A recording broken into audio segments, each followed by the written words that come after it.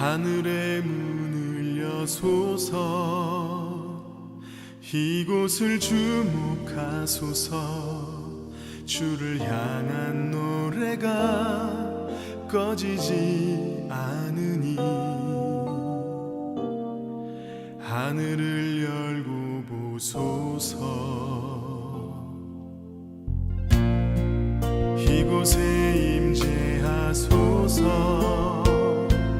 주님을 기다립니다 기도의 향기가 하늘에 닿으니 주여 임재하여 주소서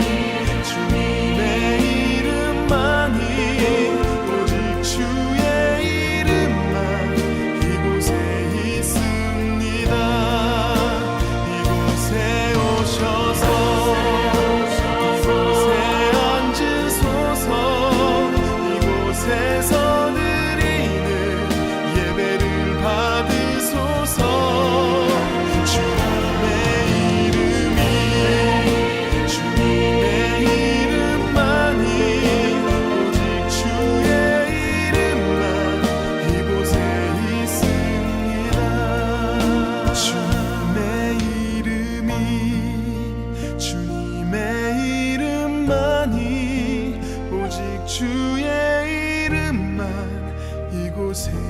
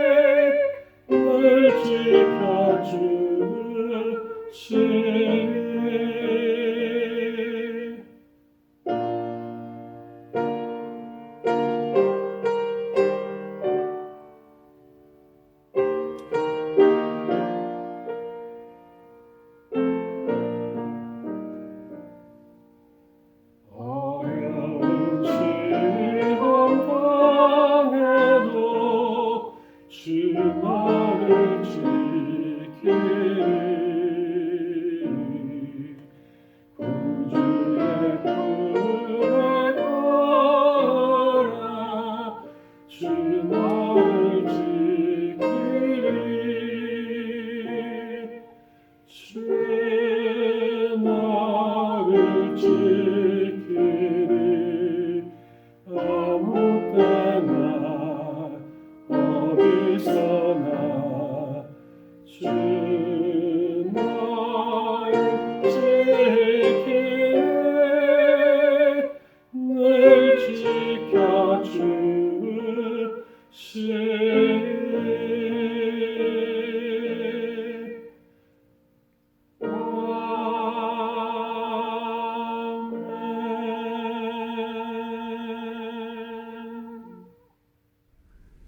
할렐루야. 오늘도 금요 찬양 기도회를 맞이하여 각 가정에서 영상으로 예배드리시는 예사랑 가족 여러분들 주님의 이름으로 환영하고 축복합니다. 다 함께 기도하시겠습니다. 하나님, 오늘도 주님의 말씀 앞에 섰습니다. 이 시간 정한 마음을 창조하여 주시고 주님의 말씀을 살아계신 하나님의 말씀으로 온전히 받는 은혜의 시간 되게 하여 주옵소서. 예수님의 이름으로 기도드리옵나이다. 아멘. 오늘 이 시간 저희들에게 주신 하나님의 말씀은 마태복음 28장 18절로부터 20절까지의 말씀입니다. 다 같이 한 목소리로 합독하시겠습니다. 예수께서 나와 말씀하여 이르시되 하늘과 땅의 모든 권세를 내게 주셨으니 그러므로 너희는 가서 모든 민족을 제자로 삼아 아버지와 아들과 성령의 이름으로 세례를 베풀고 내가 너희에게 분부한 모든 것을 가르쳐 지키게 하라. 볼지어다 내가 세상 끝날까지 너희와 항상 함께 있으리라 하시니라. 아멘. 이는 하나님의 말씀입니다. 여러분, 오늘 본문 말씀은 여러분이 너무나도 잘 아시는 그런 구절입니다. 예수께서 부활하신 후 승천하시기에 앞서서 가룟 유다를 제외한 11명의 제자들에게 주신 말씀인데요.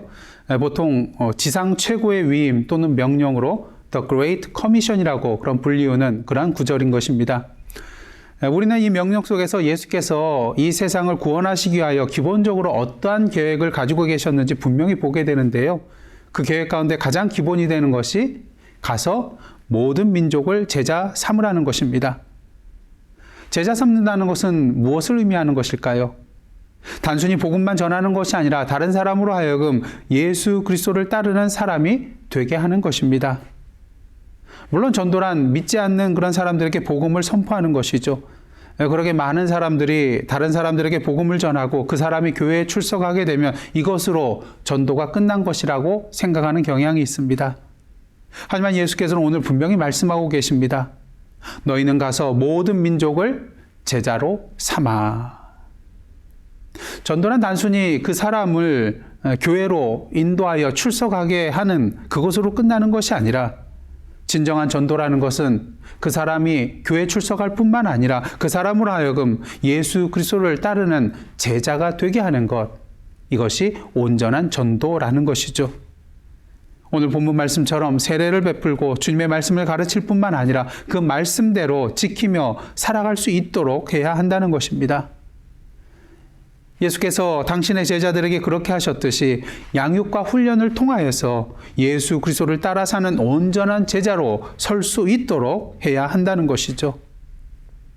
한국 교회의 그런 역사를 보시면 참으로 짧은 시간 동안 괄목한 그런 성장을 이룬 것을 보게 됩니다. 하지만 문제가 있죠. 그 성장이라는 것이 대부분 양적인 성장이었기 때문인 것입니다. 사실 이러한 양적인 성장에 영적인 성장과 성숙이 함께 동반되어야 함에도 불구하고 그렇지 못하다 보니 숫자만 증가하고 성숙하지 못한 그리스도인이 양산되는 그런 기형적인 성장을 하게 되었다는 것입니다. 그러다 보니 많은 사람들이 교회로 들어오지만 동시에 많은 사람들이 썰물처럼 쉽게 교회에서 떠나가게 되는 것이었습니다. 또한 성숙한 그리스도인들이 많지 않기 때문에 사회적으로 손가락질 당하고 지탄을 받는 경우가 많게 되었죠. 그러게 이러한 문제를 직시하고 많은 교단들과 많은 교회들이 성도들의 양육과 훈련에 대하여 눈을 뜨고 제자 훈련 등 질적인 성장과 성숙을 위하여 노력을 하고 있는 것입니다. 그렇다면 구체적으로 제자 양육이 필요한 이유는 무엇일까요? 데이비드 왓슨은 제자 양육의 필요성에 대하여 5가지를 말을 하고 있습니다. 물론 40년 전에 말한 내용이지만 오늘날 우리에게도 적용할 수 있는 그러한 내용이기에 이 시간 간략하게 소개를 해드리도록 하겠습니다.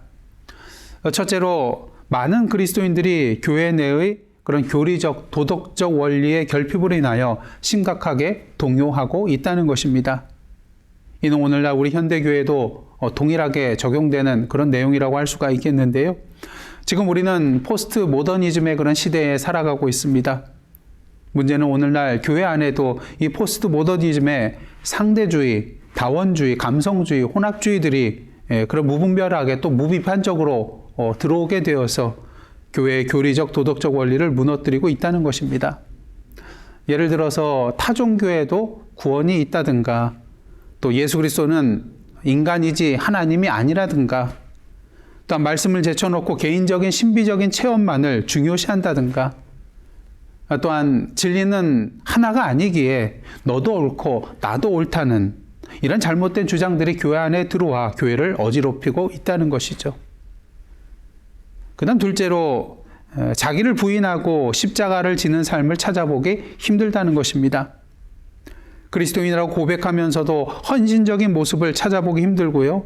설교자들 또한 예수님을 따르는 데 있어서 희생을 감수해야 한다는 그런 설교하는 것을 거리끼게 된다는 것입니다.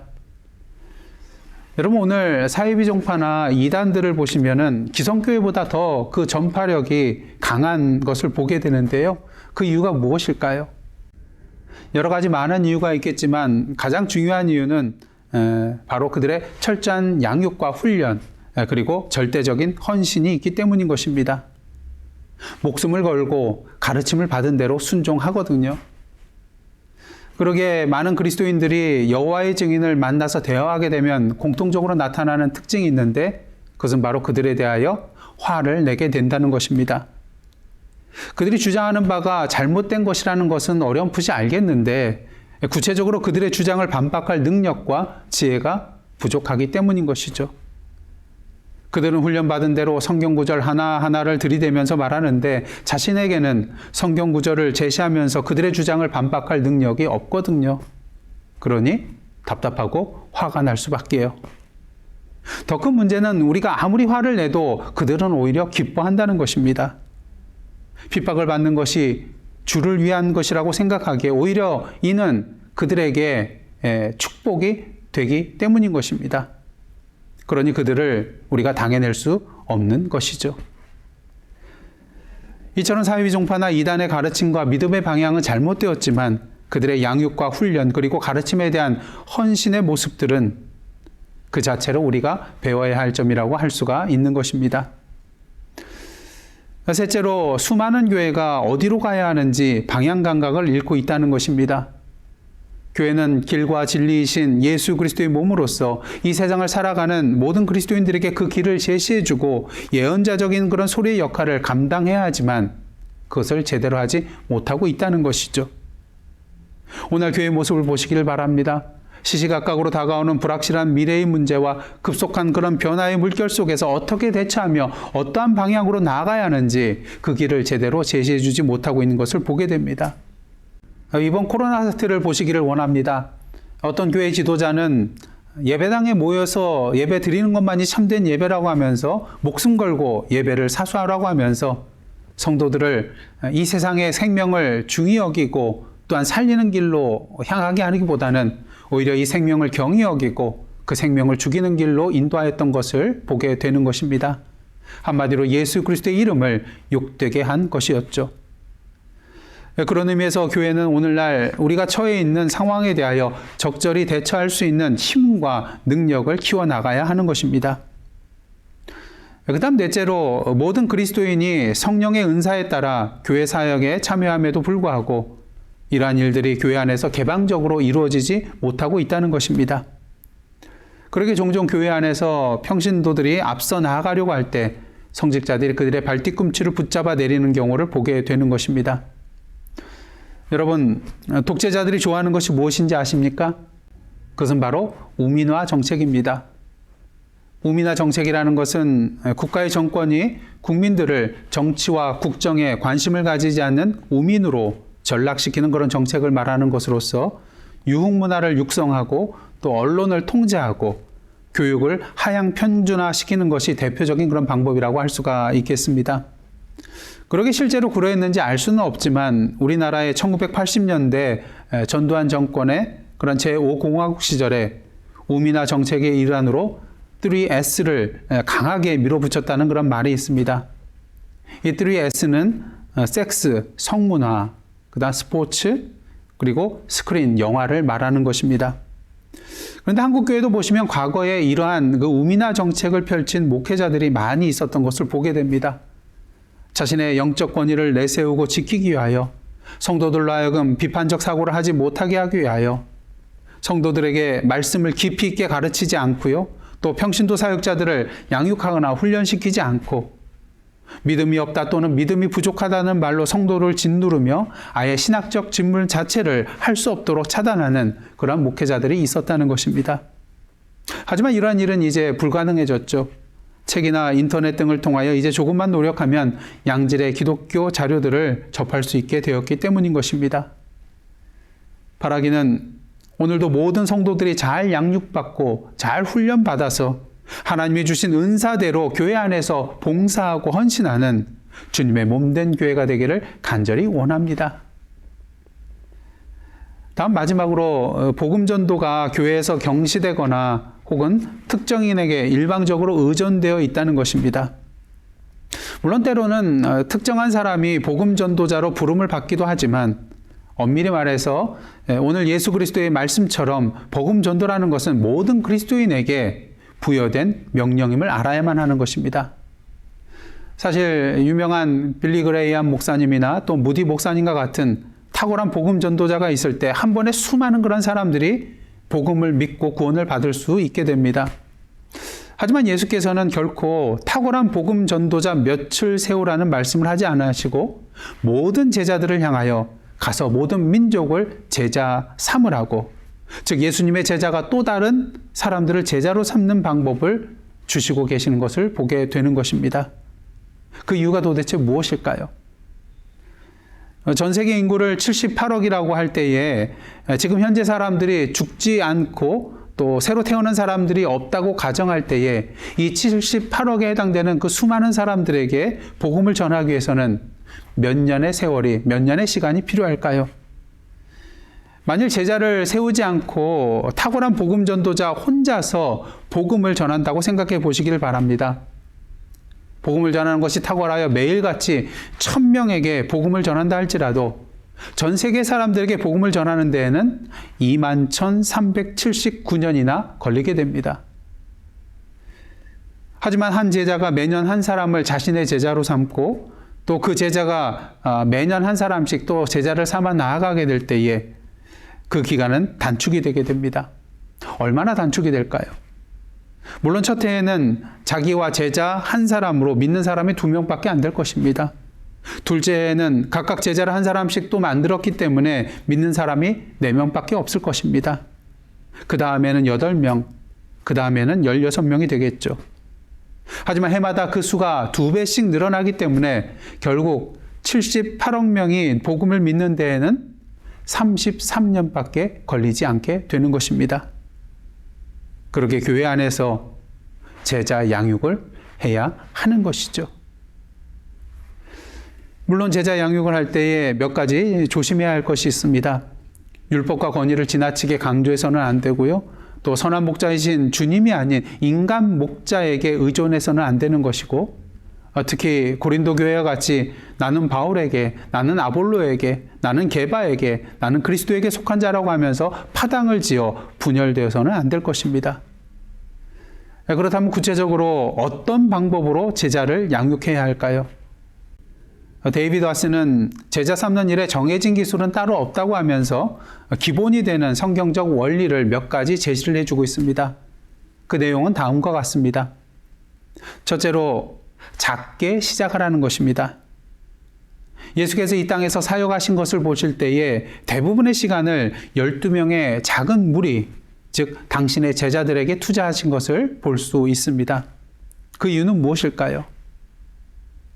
어떤 경우에서든지 작은 그룹 이상의 큰 집단을 제자로 삼는 것이 불가능하기 때문인 것입니다. 그러기에 바울은 디모데에게 뭐라고 권면하고 있습니까? 디모데후서 2장 2절 말씀입니다. 또 내가 많은 증인 앞에서 내게 들은 바를 충성된 사람들에게 부탁하라. 그들이 또 다른 사람들을 가르칠 수 있으리라. 사실 하나님은 이 세상의 그런 모든 사람들을 동시에 개별적으로 한 사람 한 사람 인격적으로 만나 주셔서 깊이 있는 그런 교제를 하실 수가 있으십니다. 하지만 시간과 공간의 그런 한계 속에 살고 있는 우리 인간은 그렇게 할 수가 없는 것이죠. 그렇게 인격적으로 깊이 있는 그런 만남을 하기 위해서는 가능하면 만나는 사람의 수를 제한해야 하는 것입니다. 사실 목회자로서 저는 이 금요 찬양 기도회나 또한 주일 예배도 귀하고 소중하지만 어떤 면에 있어서는 성경 공부나 제자 훈련의 시간 또는 신방과 개인적인 그런 만남의 시간이 더 의미 있게 다가옵니다. 왜냐하면 금요 찬양 기도회나 주일 예배에는 말씀 안에서 서로 오고 가는 그러한 깊이 있는 교제가 불가능하지만 성경 공부나 제자 훈련, 신방, 개인적인 만남 시간 속에서는 이렇게 서로 오고 가는 그런 깊이 있는 교제가 가능하기 때문인 것이죠. 특히 다른 사람들이 있을 때에는 꺼내놓을 수 없는 그러한 깊이 있는 이야기들을 나눌 수 있는 시간이 바로 이러한 시간이기 때문인 것입니다. 그러게 결국 제자 양육은 교인 전체를 대상으로 할 수 없는 것이며 작은 소그룹, 그 소그룹을 대상으로 해야 하는 것입니다. 그렇다면 소그룹을 하여 어떻게 모든 성도들을 다 양육할 수 있냐는 그런 문제가 생겨나죠. 하지만 이는 문제가 되지 않습니다. 소그룹에서 제자 양육을 받은 그런 사람들 중에 한 분이 또 다른 소그룹의 리더가, 지도자가 되어서 다른 사람들을 제자 양육할 수 있거든요. 여러분의 구역장님이신 장로님들이 바로 그러한 역할을 하시는 것이고요. 또 앞으로 여러 성도님들 중에서도 그러한 역할을 감당하실 그런 분들이 생겨나실 것입니다. 그런 면에 있어서 교회 안에 작은 교회들이 있어야만 합니다. 여러분의 구역이, 또 성경 공부 그룹이, 또 여러분의 가정이 작은 교회가 되어야 한다는 것이죠. 그리고 그 안에서 제자 양육이 이루어져야 하는데요.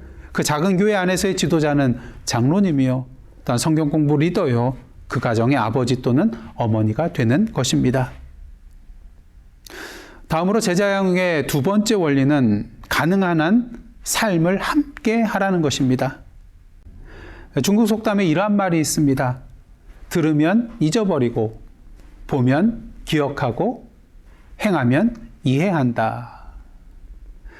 제가 어렸을 때 학교에는 그 칠판 옆에 커다랗게 시간표를 그려가지고 게시를 해놓았는데요. 그 시간표대로 수업이 진행이 되었습니다. 다시 말해서 공식적인 커리큘럼이 있었다는 것이죠. 하지만 예수께서 제자들을 훈련시키실 때에는 공식적인 커리큘럼이나 강의 계획안 같은 것이 없었습니다. 대신 예수께서는 제자들에게 나를 따라오라고 하시면서 자기와 함께 거하도록 그들을 부르셨습니다. 왜요? 요한복음 15장 27절, 누가복음 22장 28절로부터 29절, 그리고 요한복음 13장 15절 말씀 다 함께 보도록 하겠습니다. 너희도 처음부터 나와 함께 있었으므로 증언하느니라. 너희는 나의 모든 시험 중에 항상 나와 함께한 자들인즉 내 아버지께서 나라를 내게 맡기신 것 같이 나도 너희에게 맡겨. 내가 너희에게 행한 것 같이 너희도 행하게 하려 하여 본을 보였노라. 제자들은 예수님과 함께 거하며 예수께서 하시는 말씀을 직접 들었고 행하시는 일을 직접 보았으며 이해하지 못하는 일들에 대해서는 예수께 직접 물었고 또 때론 배운 것을 실습하기 위하여 둘씩 짝을 지어서 전도 여행을 다녀왔습니다. 그리고 자기들이 행한 것과 가르친 것을 예수님께 보고하였죠. 이것이 바로 최선의 배움의 원리라고 할 수가 있겠습니다. 함께 살고 함께 일하며 함께 나누는 것이죠. 그러게 세 번째 제자 양육의 원리는 부모의 사랑을 보여주라는 것입니다. 여러분, 삶을 함께하는 그런 관계 중에 가장 깊은 관계는 어떠한 관계일까요? 바로 부모님과 자녀와의 관계라고 할 수가 있겠습니다. 아시다시피 저희 아버지는 목사님이셨습니다. 그러다 보니 제가 목회하는 데 있어서 신학교에서 배운 것이 저에게 도움을 주기는 하였지만 그것보다도 더 큰 영향을 주고 도움을 준 것은 어려서부터 제가 보아왔고 배워왔던 아버지의 그런 목회의 모습, 그리고 아버지의 목회 철학과 신학의 내용입니다. 아버지는 제가 신대원 다니던 시절 기회가 있을 때마다 자신의 목회 노하우에 대하여, 또한 설교를 어떻게 준비하는가에 대하여 저에게 알려주셨습니다. 또한 좋은 강연이 있거나 본인이 강연을 가실 때에는 저를 함께 데리고 가주셨습니다. 중요한 사실은 만일 저희 아버지께서 이러한 일들을 아들 앞에 자신의 권위를 드러내기 위하여, 자신을 자랑하기 위하여 행하셨다면 저에게 그렇게 큰 영향이나 도움이 되지 못했을 것입니다. 하지만 그 모든 것들이 저에게 큰 영향을 주고 도움이 될 수 있었던 이유는 오직 아버지께서 저를 사랑하셔서 이러한 것들을 행해 주셨기 때문인 것입니다. 그러기에 아버지의 그 모든 것들에 대하여 제가 진심으로 받아들일 수 있었던 것이죠. 사도 바울을 보시기를 원합니다. 그는 디모데를 향하여 뭐라고 표현하고 있습니까? 디모데후서 1장 2절입니다. 사랑하는 아들 디모데에게 편지하노니 하나님 아버지와 그리스도 예수 우리 주께로부터 은혜와 긍휼과 평강이 내게 있을지어다. 사랑하는 아들 디모데라고 표현하라고 했습니다. 근데 이것이 빈말이 아닙니다. 3절 보시기를 바랍니다. 내가 밤낮 간구하는 가운데 쉬지 않고 너를 생각하여 정결한 양심으로 조산적부터 섬겨온 하나님께 감사하고, 디모데를 생각하는데 쉬지 않고 생각하고 있다고 말하고 있습니다. 서로 사랑하는 연인도 아닌데 쉬지 않고 생각한다는 것은 정말로 사도 바울이 디모데를 자신의 아들과 같이 사랑하고 있다는 것을 분명히 보여주는 표현이라고 할 수가 있는 것이죠. 바울은 디모데뿐만 아니라 어느 곳에 가든지 항상 같은 방법으로 제자를 양육하였습니다. 데살로니가전서 2장 7절과 11절 말씀입니다. 우리는 그리스도의 사도로서 마땅히 권위를 주장할 수 있으나 도리어 너희 가운데서 유순한 자가 되어 유모가 자기 자녀를 기름과 같이 하였으니, 너희도 아는 바와 같이 우리가 너희 각 사람에게 아버지가 자기 자녀에게 하듯 권면하고 위로하고 경계하노니. 어머니와 아버지와 같이 제자들을 정말 어버이의 그런 사랑으로 대하고 있는 사도 바울의 모습을 보게 되는 것입니다. 다음으로 네 번째 제자 양육의 원리는 가르치라는 것입니다. 여러분들 학교 다니면서 가장 좋았던 시간을 말한다면 어떤 시간을 들 수 있겠습니까? 아마 너도 나도 알 것 없이 두 가지 시간을 말하게 되는데요. 첫째는 쉬는 시간이요, 둘째는 점심시간일 것입니다. 그만큼 공부하는 것이 힘들고 지겨웠기 때문일 것이죠. 그러기에 때론 선생님이 수업 시간에 진도 나가지 아니하고 다른 재미있는 얘기를 해주실 때 다들 신나하고요. 또 대학 다닐 때에는 조교가 교실로 들어와서 칠판에 크게 휴강이라고 글씨를 쓰게 되면 모두들 환호성을 지르고 교실을 박차고 나갔던 그런 모습들을 여러분들 기억하실 것입니다. 근데 문제는 그렇게 한다고 해서 나중에 시험 볼 때 시험 범위가 줄어드는 것은 아니라는 것입니다. 선생님이나 교수님 모두 나중에는 커리큘럼대로 결국 그 진도를 다 나가기 때문인 것이죠. 다시 말해서 결국 선생님은 가르쳐야 할 것을 가르쳐야 하고 학생은 배워야 할 것을 배워야만 한다는 것입니다. 앞에서 말씀드렸다시피 예수께서는 행함으로 제자들에게 본을 보여주셨습니다. 그렇다고 가르침을 게을리하시지는 않았습니다. 상당히 많은 시간을 할애하여 제자들을 가르치셨죠. 그러게 사도 바울은 사도행전 20장 20절과 27절을 통하여 에베소 장로들에게 이렇게 말을 하고 있습니다.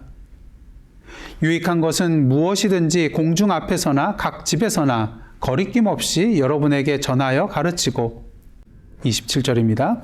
이는 내가 꺼리지 않고 하나님의 뜻을 다 여러분에게 전하였음이라.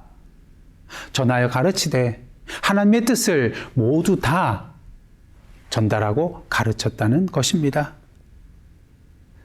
지금까지 저희들은 왜 제자 양육이 필요한지, 그리고 제자 양육의 성경적인 기본 원리가 무엇인지 함께 말씀을 나누었습니다. 우리는 종종 어떤 환경에서든지 지도자의 임무를 완전하게 수행하는 천부적인 영적인 지도자를 찾을 때가 있습니다. 중요한 사실은 이러한 천부적인 영적인 지도자는 처음부터 태어나는 것이 아니라 만들어지는 것이라는 것이죠. 예수님의 제자들을 보시기를 바랍니다. 예수께서 당신의 제자들을 3년 동안 훈련시키셔서 다른 사람들을 제자 삼아 양육할 수 있는 지도자들이 되게 하셨습니다. 그렇다면 우리도 3년이면 이러한 지도자가 될 수 있는 것인가요? 예, 그렇습니다. 3년이면 충분합니다. 그런데 문제는 예수님의 제자들의 이 3년은 예수님과 24시간 함께 있었던 3년이라는 것이죠. 단지 금요 찬양 기도회와 주일 예배에만 참석하는 그러한 3년의 시간과는 질적으로 차원이 다른 그러한 시간이라는 것이죠. 그러게 공예배에만 참석하는 것뿐만 아니라 매일 주님의 말씀을 묵상하고 찬양하며 기도하고 우리의 삶 가운데 예수님의 사랑을 실천하며 복음을 전하는, 오늘도 성령에 동행하여 주신 가운데 24시간 주님과 함께 거하는 저와 여러분의 삶이 되기를 원합니다. 바라기는 우리의 사랑 가족 모든 분들이 이러한 삶을 통하여 주님의 제자를 양육하는 지도자의 자리에 설 수 있게 되기를 간절히 원합니다. 그러기 위해서는 우리가 먼저 주님의 제자가 되어 제대로 훈련받고 양육받아야 하는 것입니다. 데이비드 와스는 그의 책에서 완전한 목록이지는 않지만 제자가 갖춰야 할 그런 자질들에 대하여 21가지를 소개하고 있는데요. 그중 앞에 있는 9가지만 제가 소개를 해드리도록 하겠습니다. 한번 자신에 대해서 이 질문에 답해 보시기를 원합니다. 기꺼이 섬기려 하는가? 기꺼이 들으려 하는가? 기꺼이 배우려 하는가? 다른 사람의 충고를 기꺼이 받아들이는가? 자기 위에 있는 사람들에게 기꺼이 복종하는가? 다른 사람과 자기 삶을 나눌 수 있는가? 겸손을 기꺼이 배우려 하는가? 다른 사람들을 비판하기 전에 자기 삶을 기꺼이 진찰하려 하는가? 자기 연약함을 아는가? 계속된 그런 21가지 그런 내용을 제가 살펴볼 때에 거의 모든 내용 중에 반복하여 나타나는 단어가 하나 있는 것을 발견하게 됐는데요. 그것은 바로 기꺼이라는 단어입니다. 이 모든 내용에 대하여 행한다 할지라도 기꺼이 하지 아니하고 억지로 마지못해 한다면 예수님의 제자가 될 수 없다는 것이죠. 사랑하는 성도 여러분, 진정 예수님의 제자로 양육받고 훈련받아 또 다른 예수님의 제자를 양육하며 나아가는 자로 살아가기를 원하십니까?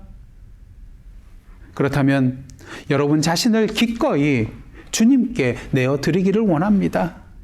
여러분 자신을 기꺼이 성령님의 인도하심에 내어 맡기시기를 원합니다. 그러할 때 성령 안에서 주님께서 저와 여러분을 주님의 제자로 훈련시켜 주실 것입니다. 주님의 몸된 교회의 영적 지도자로 세워 주실 것입니다. 그리고 저와 여러분을 통하여 주님의 또 다른 제자들을 불러주시고 세워주시고 저와 여러분과 그들을 통하여 이 세상을 향한 주님의 구원의 계획을 온전히 이루어 가실 것입니다. 그런 의미에서 이 시간 함께 기도드리실 때에 오늘도 나 자신을 기꺼이 주님께 내어드리고 성령의 인도하신 가운데 훈련받는 제자의 삶을 살게 하옵소서. 모든 민족으로 제자를 삼으라는 주님의 명령에 순종하여 오늘도 세상에 나가 복음을 전파하며 또 다른 주님의 제자들을 양육하며 나아가는 저희들의 삶, 예사랑 선교교회 되게 하여 주옵소서. 매일 주님 안에서 말씀과 기도와 나눔의 삶을 살게 하옵소서. 이 제목들을 놓고 함께 기도하며 나가시겠습니다. 다 함께 기도하시겠습니다.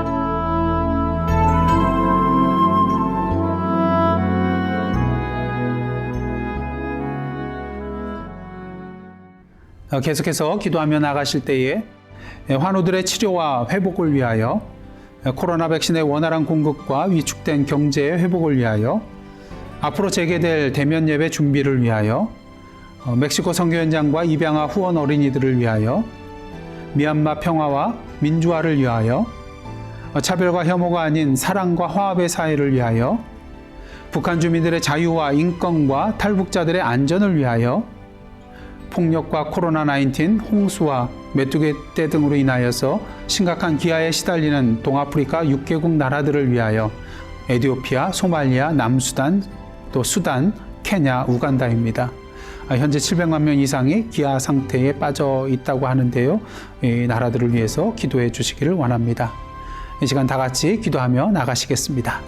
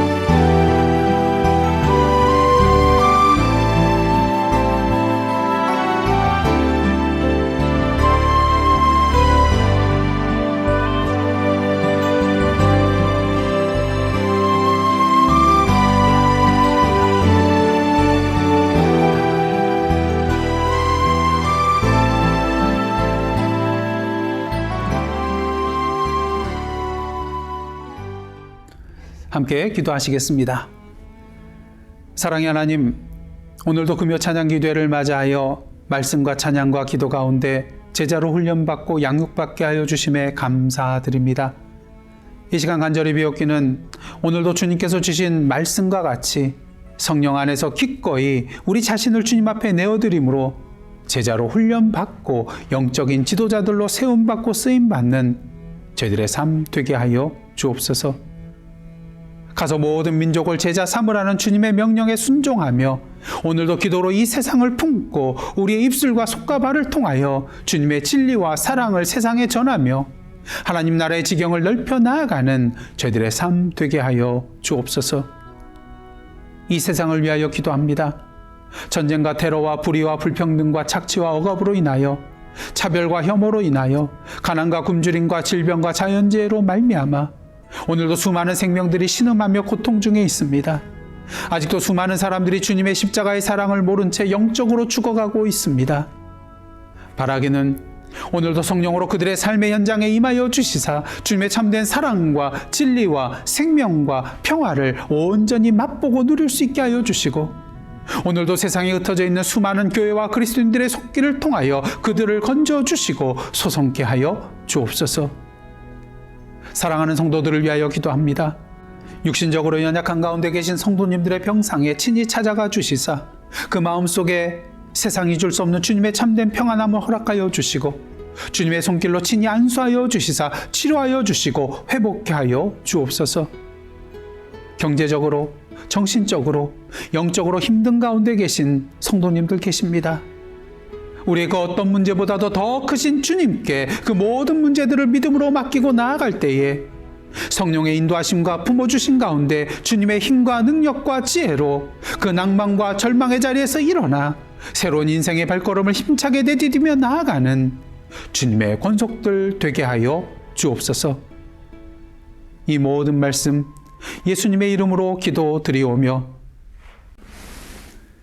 이제는 우리 구주 예수 그리스도의 은혜와 하나님 아버지의 크신 사랑과 성령님의 감동 감화 교제케 하시는 역사가 오늘도 주님 안에서 양육받고 영적인 지도자리의 자리에 서서 또 다른 제자들을 양육하며 하나님의 구원의 역사에 동참하며 나아가기로 결단하며 나아가는 하나님의 백성들과 그 삶의 현장 위에 나라와 민족과 이 미국 땅과 선교지와 온 세계 위에 이제로부터 영원토록 함께 계시옵기를 간절히 축원하옵나이다. 아멘.